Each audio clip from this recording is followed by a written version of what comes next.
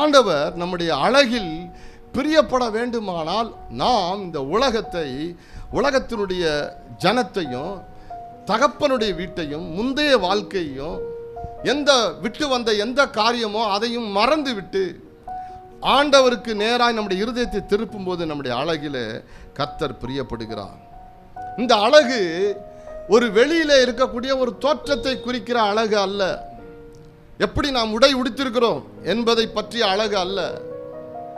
எவ்வளவு உயரமாய் இருக்கிறோம் என்பதை பற்றிய அழகு அல்ல. எவ்விதமாய் நமக்கு பேச வருகிறது என்பதை பற்றிய அழகு அல்ல. அது உள்ளான ஆத்துமாவில் இருக்கிற பலனை பற்றிய அழகை வேதம் அற்புதமாய் வர்ணிக்கிறது. புறம்பான மனுஷனானது அழிந்து போகிறது, அதை பற்றி நாங்கள் கவலைப்படுவதில்லை.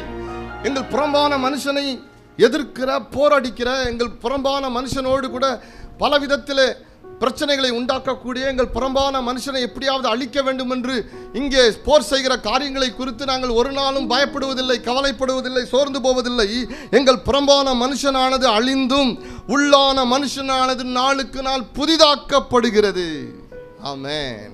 கிறிஸ்டியானிட்டி எவ்வளவு பெரிய மேன்மையானது என்று சொன்னால், அது உள்ளான மனிதனுக்குள்ளே என்னை ஸ்திரப்படுத்தி பலப்படுத்தி, ஆமென், என்னை உயிர்ப்பித்து, உள்ளான மனிதனுக்குள்ளே என்னை விடுவித்து, உள்ளான மனிதனுக்குள்ளே தெய்வீக அன்பை உணர செய்து, உள்ளான மனிதனுக்குள்ளே தேவ பிரசன்னத்தை அனுபவிக்க வைத்து, என் உள்ளான மனிதனாகிய என் ஆத்துமாவை பலப்படுத்துகிறது, என் ஆவியை உறுதிப்படுத்துகிறது. கரங்களை உயர்த்தி அல்லேலூயா சொல்லுங்க.